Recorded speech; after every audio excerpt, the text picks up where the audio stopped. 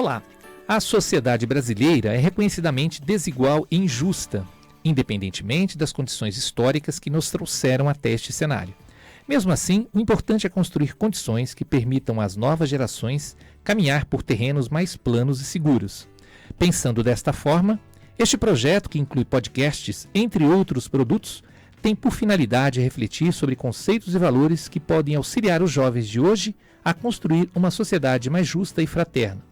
Para isso, ele lançará mão de 3 eixos que são fundamentais para a compreensão e construção de instituições democráticas: educação, cultura e cidadania, buscando se compreender de que forma e em qual intensidade esses campos estão presentes e são eficientes para a construção de uma sociedade democrática. Hoje, nos próximos episódios, discutiremos a democracia dentro da educação, da mídia, da cultura, da sociedade, do racismo estrutural, das políticas públicas, do meio ambiente e do neorrepublicanismo. Começa agora o primeiro episódio do podcast Democracia e Sociedade. Vamos conversar sobre isso? Eu sou o Vanderlei Dias, jornalista e professor do curso de jornalismo da Universidade Presbiteriana Mackenzie, e quem me acompanha neste primeiro episódio são as professoras Rosana Schwartz e Rosângela Patriota. Elas são historiadoras e professoras do programa de pós-graduação em Educação, Arte e História da Cultura da Universidade Presbiteriana Mackenzie. Olá, Rosana, Rosângela, sejam muito bem-vindas. Olá, Vanderlei, obrigada por esse convite. Parece dupla, né? Olá, boa tarde. Eu agradeço o convite e, enfim, estamos aqui para conversar. Temos muito assunto para conversar, viu, professora Rosângela? Eu vou começar com uma questão que parece meio normal e natural, né? Mas eu acho que não é, né? Porque este assunto democracia é importante porque, quer dizer, importante sempre é, mas por que é necessário conversar sobre isso? Porque ela assegura os direitos humanos. Porque falar de democracia, não é falar das igualdades, né, das liberdades, de algo que foi construído historicamente a partir de muitos movimentos e que é fundamental a gente pensar na soberania, né, do povo, né, nas decisões que o povo pode ter. Então, falar de democracia é falar fundamentalmente dos direitos humanos, de corrigir desigualdades, né, e de aprofundar, não é, questões que não só no campo jurídico, né, porque às vezes acabamos sempre falando de democracia no campo, né, das leis, não é, mas sim num campo mais aberto. É falar de educação, é falar de todos os direitos, né, vamos colocar assim, que estão na nossa Constituição. Agora, Rosângela, pode completar, por favor. Bom, eu quero pegar, né, a carona aqui no que a Rosana falou e dizer o seguinte: por que falar de democracia? Ontem mesmo eu estava conversando com alguns colegas e estava falando sobre isso. Nós só falamos em democracia quando nós achamos que ela está sob ameaça. Quando nós achamos que as instituições estão funcionando, nós nunca nos perguntamos sobre democracia. E democracia, na verdade, deve ser a base da nossa formação como cidadão, como pessoa, como pro viver em sociedade, né? E a Rosana falou dos direitos humanos, é a questão de saber quais são os nossos direitos e os nossos deveres. É saber que tudo o que acontece em sociedade nos diz respeito, não é? É estar vigilante, estar atento, ser participante. Eu acho que essa é uma questão essencial. Nós não somos educados para a democracia. Nós, muitas vezes, confundimos democracia com voto. E depois disso, ela desaparece do cenário. Né? No Brasil tem a expressão que diz o voto é a festa da democracia. Não, a democracia ela tem que ser construída no dia a dia. E por isso a gente precisa conversar sobre ela. Por que a gente, já que você falou dessa questão do voto, por que quando a gente fala em democracia, imediatamente, eu acho que em qualquer situação, no senso comum, a gente pensa em política partidária, por exemplo? Existem várias concepções, né, de democracia, mas vamos colocar assim a principal, né, que mais é falada, é a subordinação, né, do poder pela política. Então, isso acaba sendo discutido de certa forma, na educação, né, no ensino médio, no ensino superior, no sentido sempre, né, político. E também porque ela assegura, né, ela tem a garantia, né, dos seus direitos, né? Então, como a Rosângela falou, em momentos, né, de eleição, alguns momentos até inclusive de fragilidades da própria democracia, aí vem à tona, né, essas discussões, mas é sempre pensando, vamos colocar assim, majoritariamente na questão política, né, dos direitos civis e dos direitos políticos, e não levando em consideração que, quando você fala de democracia, você está falando dos direitos sociais, do direito do meio ambiente, direitos, não é, culturais e assim por diante. Mas você pode perceber que a mídia ela também contribui nesse sentido, porque ela salienta nos momentos que nós temos eleições ou no momento que você tem alguma questão política mais, não é, visível, né? Então, as pessoas equivocadamente pensam que é somente, não é, a questão política, mas o político também atravessa tudo, se a gente for pensar, né? A vida cotidiana é política. Então, o dia a dia, quando você constrói as práticas, né? A partir da prática, que é aí que você está exercendo a democracia, não é? É no seu dia a dia, né? É no seu olhar para você e olhar o outro, né? E você viver, né? Isso que Mas talvez importante. seja nesse momento de eleições em que a palavra democracia mais apareça, talvez seja por isso, pode ser uma das razões? Olha, eu tendo a concordar com essa afirmação. Porque nós temos, e aí né, eu vou fazer aqui um bate-bola com a Rosana, porque eu acho que tem uma convergência na maneira de pensar. Eu acredito que há esse olhar muito restrito, que democracia se traduz em política partidária ou ação institucional. E nós deixamos de considerar que a ideia, a noção de democracia, e se a gente pegar, né, do ponto de vista, é lógico, se você pensar o mundo grego, mesmo a noção de democracia e de cidadão era o proprietário da terra, né? Enfim, quando eles iam para a ágora, você discutia os negócios públicos. O que nós vivenciamos, o que nós herdamos, que é a democracia que nos vem da Revolução Francesa e do advento da República, da divisão do poder em poder legislativo, executivo, judiciário, aonde é uma sociedade que começa a compartimentar o conhecimento, as atividades e o fazer. Quer dizer, eu vou cometer um anacronismo aqui péssimo, mas lembra que quando a gente, nos manuais, você via a sociedade feudal, os que rezam, os que trabalham e os que lutam, né? Aqui, então, quer dizer, a questão política está para um campo fora da nossa esfera. E aí a gente perde uma noção muito grande. Primeiro, porque nós temos uma visão muito centralizadora. Nós somos, desse ponto de vista, shakespearianos, porque nós vivemos as intrigas palacianas. A política não vai para a rua, a gente não consegue enxergar a política na rua. Ao mesmo tempo, nós temos uma noção de ver política como sinônimo de baderna. O debate não é... Nós não somos educados a debater, pela divergência, a construir o sentido público.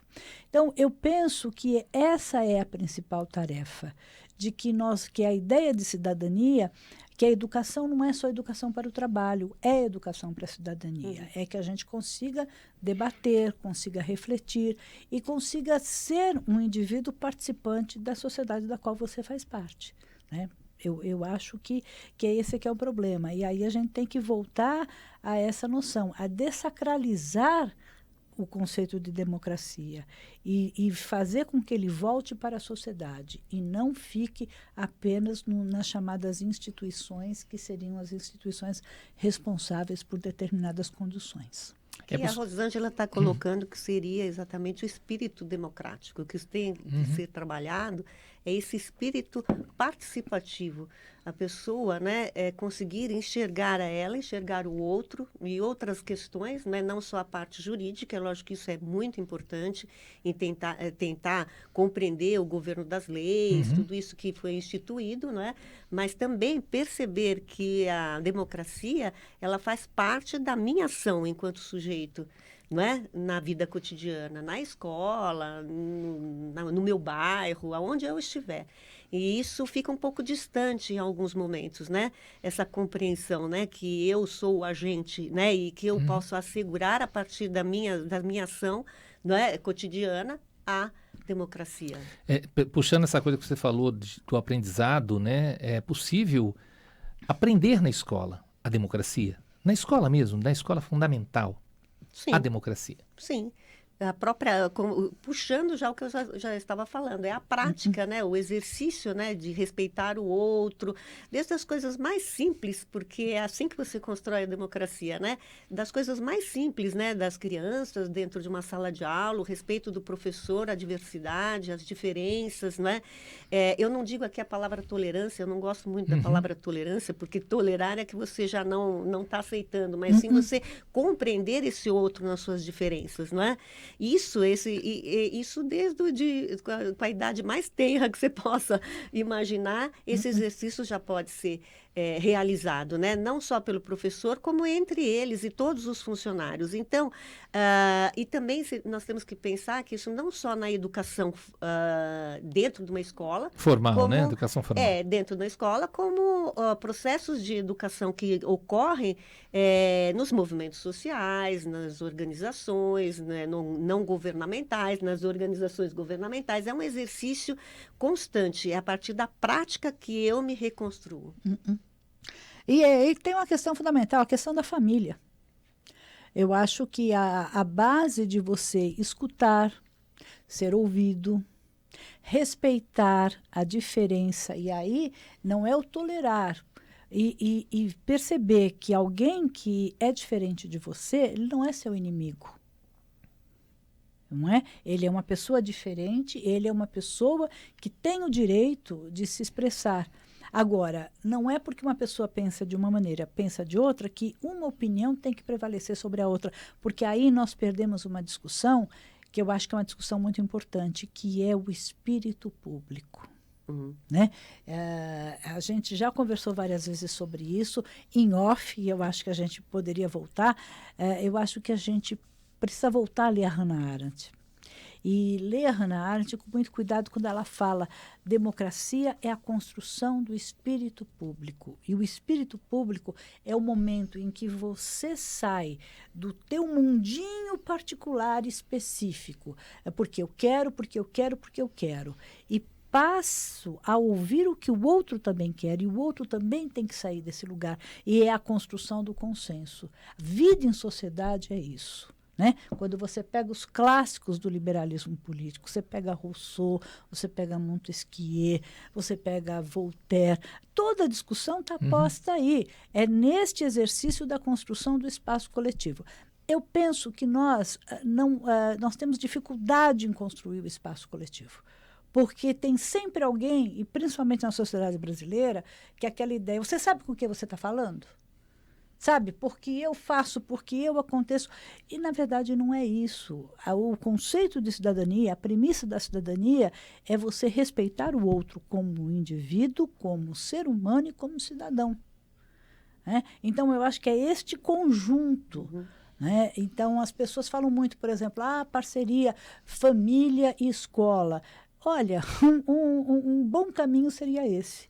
Né? Então, por exemplo, quando um pai chega numa escola e desrespeita o professor, desrespeita o diretor, ele não está dando uma lição de democracia, e sim de intolerância. Eu sempre me perguntei de onde veio essa frase, né? Você sabe com quem está falando, né? É um clássico. Isso é história. Eu acho que o Raimundo Faoro pode explicar nos Donos do Poder. Ele pode falar bem sobre isso. tem, né? Eu acho Aliás, que os clássicos, vamos colocar né? os clássicos, O Gilberto né? Freire, o Casagrande Senzala, o Sérgio Buarque, o Raízes do Brasil, o próprio Joaquim Nabuco. Sim. Joaquim Nabuco. Então, você tem pensadores muito importantes na história da cultura brasileira que refletem sobre isso. Então, é uma sociedade... Inclusive, até eles, de uma certa forma, eles apontam por que é difícil a democracia para nós. Eles apontam isso.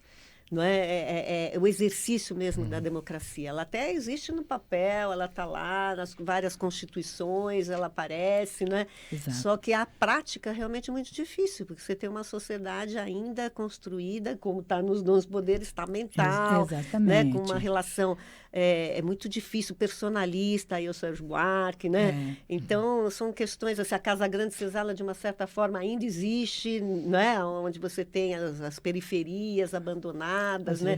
E os centros com todas as infraestruturas, que também faz parte dessa discussão que nós estamos falando, da democracia.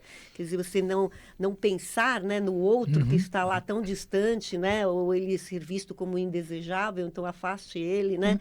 Então, são questões que estes autores, eles, lá atrás, nos anos 30, eles estão já dando para a gente, pontuando essas questões. Então, em cima de uma pergunta que é razoavelmente simples, mas eu tenho que fazê-la, que a democracia não é para todos. Ou seja, quer dizer, nem todos têm as mesmas oportunidades de ter a democracia próxima. Aí a gente entra na questão fundamental, porque que a educação ela é um dever e é um direito.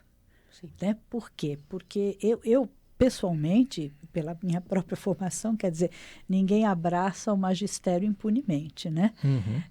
Eu acredito na força da educação, da sala de aula, da vida em sociedade. Então, eu acho que essa é uma questão primordial. Mas não é só a educação para constar, é educação de fato. Mas educação não é só o que acontece dentro da escola. Eu acho que a educação ela é uma pilastra fundamental, mas, e aí não sei se a Rosana concorda, mas ela tem que vir alicerçada a condições dignas de vida, a condições de trabalho, ao direito ao lazer, ao direito à cultura, ao direito a você ser exposto. Eu acho que existem coisas, aquele ator norte-americano, o Philip Seymour, que faleceu, né? Ele, quando morreu, ele deixou um testamento. Mas aí o testamento teve que ser ajustado, porque quando ele fez esse testamento, ele só tinha um filho. E quando ele faleceu, ele já tinha 3. Você sabe qual foi a exigência dele ao designar toda a fortuna para os seus herdeiros? É que o filho fosse educado ou em Nova York, ou em Chicago, ou na Filadélfia. Por quê? Porque o filho dele teria que ser exposto à cultura. Ele não acreditava numa formação ampla se essa criança não fosse submetida à cultura, às artes, à fruição e ao desenvolvimento da sensibilidade. Então, eu acho que a formação do cidadão é uma coisa muito mais ampla, não é? Ela não é apenas... o banco escolar, ele é importante. Eu acredito no caráter pedagógico, eu acredito na ideia do conhecimento. Acho que o conhecimento ele é uma arma muito importante para a formação da cidadania. Mas esse conhecimento, ele não está restrito em um único lugar. Sim. Ele está fluido socialmente. E o importante para esse exercício da democracia é reconhecer esse conhecimento em outras localidades. A cultura comunitária, importantíssimo. A cultura escolar, como o Rosângela está colocando. A cultura dos movimentos sociais, não é? A cultura de um bairro. Então, esse exercício de você não só fazer leituras do que você aprende dentro da universidade ou da escola, mas outras leituras, né? A leitura de expressões artísticas, né? Múltiplas expressões, linguagens, né? Da própria população, é um exercício da cidadania, é um exercício de respeito para com o outro, né? E compreender que a gente aprende muito, às vezes muito mais naquela localidade, porque você está vendo na prática. Algo que você, né, às vezes, teoricamente, você estrutura, sistematiza, e quando você vai para determinados territórios, você percebe o exercício da cidadania na prática, no convívio coletivo, no convívio no dia a dia. Isso é importantíssimo, né? Então, não só na escola, né, como em todos os espaços, vamos colocar assim, de sociabilidade, né, onde as pessoas transitam, né? Vocês chegaram a pensar que sei lá, meados dos anos 90, ou início dos anos 90, quando surgiu, já que eu falei dessa questão da democracia para todos, com o surgimento da internet, a democracia ia ser de mais fácil acesso, as pessoas teriam mais informação, as pessoas teriam mais capacidade de raciocinar ou não. Vocês chegaram a acreditar nisso em algum momento? Olha, posso Pode, começar? pode. Eu acho o seguinte, eu acho que são múltiplos aspectos, né? Se eu lembrar do Humberto Eco, Humberto Eco vai dizer assim, né? A internet deu espaço à imbecilidade.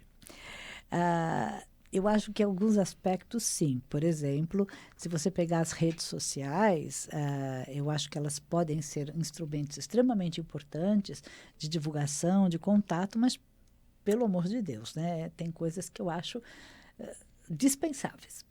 Agora, aí a responsabilidade, né, de quem está manuseando, né? manuseando, né? Agora, se você pensar do ponto de vista de conhecimento, se você souber utilizar, ela é um instrumento muito importante. Eu vou dar um exemplo. Como eu nasci em 1900 e bolinha, eu, quando comecei a fazer pesquisa, a gente ia para a biblioteca e a gente levava um fichário. Sim. Um fichário com fichinhas. Aí você falava com a bibliotecária e tirava uma gaveta e você ficava lá consultando os títulos. E aí você anotava tudo direitinho para poder consultar. Hoje, você vai no Google Scholar, você consegue fazer um levantamento de tudo que existe sobre o seu tema. Você tem acesso a acervos que estão disponibilizados. Então, por exemplo, eu acho que ela é um facilitador. Olha, eu, antes de estar trabalhando aqui no Mackenzie, eu trabalhei 25 anos na Universidade Federal de Uberlândia. E as pessoas diziam assim para mim, Rosângela, como é que você vai trabalhar com teatro numa cidade que não tem teatro? Porque as pessoas interessantes que gostavam de teatro iam embora. Rio, São Paulo. Exatamente, né? Por exemplo, Antônio Araújo, Teatro da Vertigem, é de Uberaba. Você tem o Vicente Pereira, que foi um dos criadores do Besterol, foi parceiro do Fala Bela, o Diogo Vilela, falecido já, também era de Uberlândia. Você tem o Jorge Fajala, que hoje está no Rio de Janeiro, né? Dirige uma série de espetáculos, fez curso na Universidade Federal de Uberlândia. As pessoas vão embora, literalmente elas vão embora. Aí... E eu dizia assim, e aí a internet foi muito importante. Tanto para circular livros, circular documentos. Ela tem esses dois lados, né? Ela facilita isso. você tomar ciência do que está sendo escrito, como a Rosângela falou. Documentos, você entra, às vezes, em algum... no DPH, no CPDOC, você tem... No DOI, no acervo do arquivo público. No arquivo público, você encontra documentações valiosíssimas. A Câmara Municipal, com os discursos dos vereadores, nós estamos falando de questões aqui importantes sobre a cidadania e democracia, você pode acompanhar, está digitalizado e disponível para o pesquisador. Então, isso é muito importante. Também coloco um outro lado, que alguns movimentos conseguiram mais força a partir da internet, porque você cria algumas, vamos colocar assim, pessoas que não conseguiam se reunir ou trazer um grupo maior de discussões, né, para uma determinada causa. Então, isso é interessante também, né, você perceber como isso vai criando redes, né? Redes de uma determinada discussão, né? É lógico que aí você tem o outro lado negativo que já foi colocado. Tem muita coisa de senso comum, muita coisa colocada de qualquer forma. Fake news. Fake news. E aí as pessoas, às vezes, né, de uma maneira assim, mais rápida, acabam lendo esses e não entrando, né, realmente numa rede, num grupo, né, que tem uma coisa mais consistente. Mas a responsabilidade da mídia é muito grande para assegurar a democracia, porque ela traz para nós as opiniões, as posturas, né, o que está acontecendo. E aí existe uma liberdade, que isso tá, né, de você escolher qual, né, que você vai acompanhar, e qual que você vai se informar, como que você vai se informar. Então, eu acho assim, é uma responsabilidade muito grande das mídias, de modo geral, né, com relação à democracia e à cidadania. É possível, dentro de uma sociedade, que se possa dizer fechado, de um Estado não democrático, aparecer pontualmente coisas democráticas, seja na educação, seja na saúde, seja no meio ambiente, por aí afora? Olha, eu tenho um caso que eu acho bárbaro.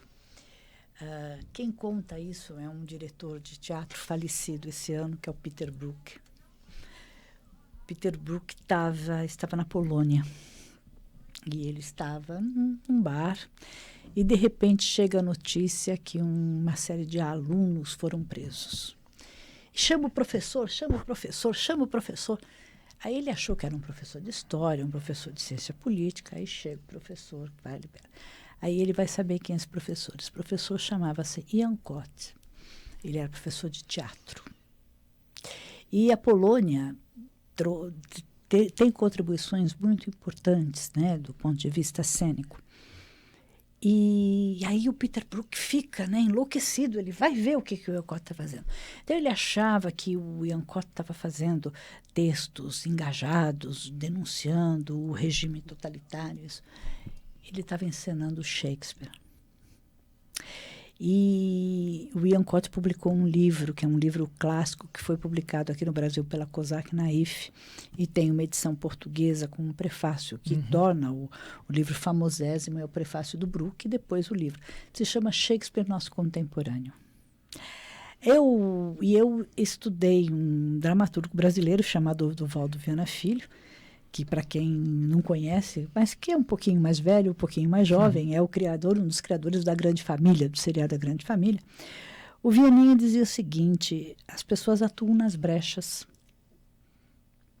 Então, eu acho que é difícil, é muito difícil.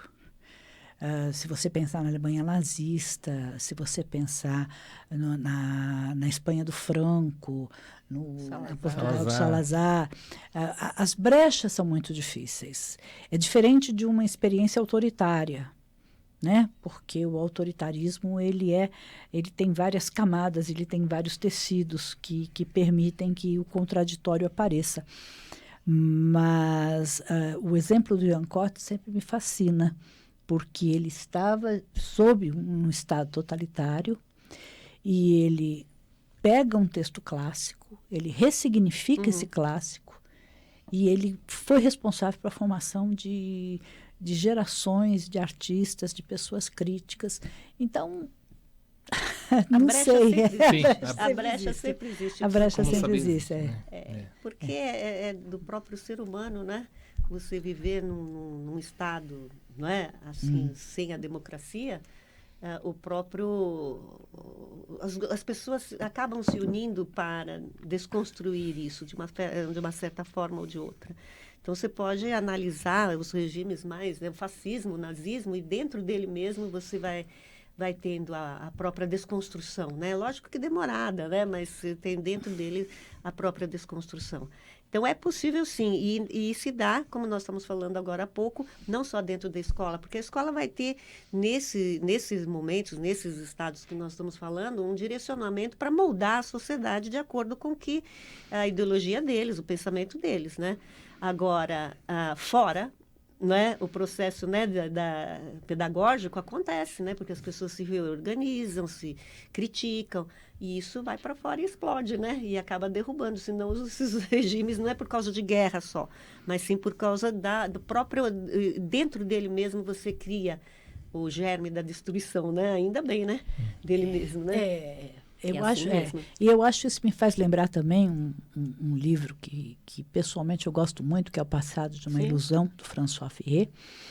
E o François Ferré é um historiador francês já falecido, e ele começa com uma pergunta: como que o nacionalsocialismo e o socialismo, no início do século XX, eram grandes promessas que se tornaram experiências totalitárias. E ele começa dizendo: eu estou escrevendo esse livro no momento que a União Soviética ruiu, né? E ele diz: construiu um império, mas não forjou uma civilização. Uhum. Por quê? Porque você criou nas bases os subterrâneos. Então, uma coisa muito interessante, quando a União Soviética se dissolve e que os estados começam a se reestruturar, a primeira coisa que reabre são as sinagogas. Então, existiu uma cultura que continuou a existir. E aí, eu acho que a Rosana... Você não desconstruiu aquele homem anterior, entendeu? Exatamente. Ele estava sobre uma espada, né? Vamos colocar assim, Sem poder se manifestar, mas né? ele continuava com as suas crenças, com e construiu os seus códigos, né? Seus códigos. E é importante códigos. enxergar esses códigos. Isso, de certa forma, a Rosângela está colocando, quando ruiu a União Soviética, isso já estava sendo apontado bem lá para trás, que essas reações, né, que os grupos já estavam descontentes, né, com esse regime, as críticas ao stalinismo anterior, não é, ao castrismo e outros regimes todos que estavam aí, isso já estava acontecendo, porque você não desconstruiu, né? Não foi, de uma certa forma, eliminado, né, aquele homem. O sistema foi imposto, mas você não eliminou o homem. Inclusive, até em algum momento, se a gente for pensar o que é o construtivismo, lá na Rússia, era para criar a morte desse homem, né? Do homem que tinha uma noção de belo, uma noção de olhar, não é? Um individualismo, competitividade, a partir de uma construção de uma outra arte, que seria a arte não burguesa, né? A morte da arte burguesa. É o novo homem, né? O novo homem. É o novo homem do Mayakovsky. Exatamente, só que isso não ocorreu. Se você me permite, que eu acho que esse tema é um tema fascinante, que é a experiência do Proletkult. E que depois é o próprio Lenin que diz: voltemos a Ostrovsky. E tem uma questão aí que é muito importante, quer dizer o seguinte: o diálogo entre a modernidade e a tradição é um diálogo constante. Não é possível você simplesmente ignorar um em função do outro. Então, e aí, me permita, eu acho que a questão da cultura, que infelizmente é sempre tão relegada nesse país, a cultura, seja educacional, a cultura das práticas sociais, a questão da arte, ela é essencial, porque ela não forma do imediato. Ela constrói um repertório, e um repertório que pode permanecer por séculos. Porque aí você traz uma coisa em história que sempre a gente aponta. É mais interessante, às vezes, você olhar as continuidades do que as rupturas. Porque é a continuidade que vai fazer com que uma determinada coisa retorne, né? Ou retorne, lógico, ressignificada para um outro tempo histórico, não é? Mas, ou algumas coisas nem consigam ser desconstruídas de uma vez, porque você falava: nossa, mas o mundo avançou no campo jurídico, das leis, etc. Como é que isso aqui, este tipo de comportamento, ele continua existindo? Por causa dessas continuidades. Eu diria que, resumindo mais ou menos, né? A gente está chegando ao final deste primeiro episódio, é preciso estar atento e forte. Sempre. E não temos tempo de temer a morte, exatamente. Eu acho que isso é essencial. Nós temos ainda, nós somos um pouco estamos vivendo no século XXI, mas nós temos um repertório de cultura que ainda está no século XX. Mas a gente vai chegar. Esperamos, né? Mas é um processo. Rosana, obrigado pela aula. Passou o tempo rapidinho, né? Por incrível que pareça. Eu agradeço demais. A gente vai ter a possibilidade, né, oportunidade de discutir muito mais esses assuntos. Eu acho que quando você fala de democracia é muito amplo, né? E não dá para resumir tudo em meia hora, né? Mas eu quero agradecer demais. Rosângela, obrigado, e a gente logo se encontra novamente para falar de outros episódios de democracia. Com certeza. Este primeiro episódio do podcast fica por aqui. A gente se ouve e se vê no próximo episódio de Democracia e Sociedade. Vamos conversar sobre isso? Até lá! Deu, né?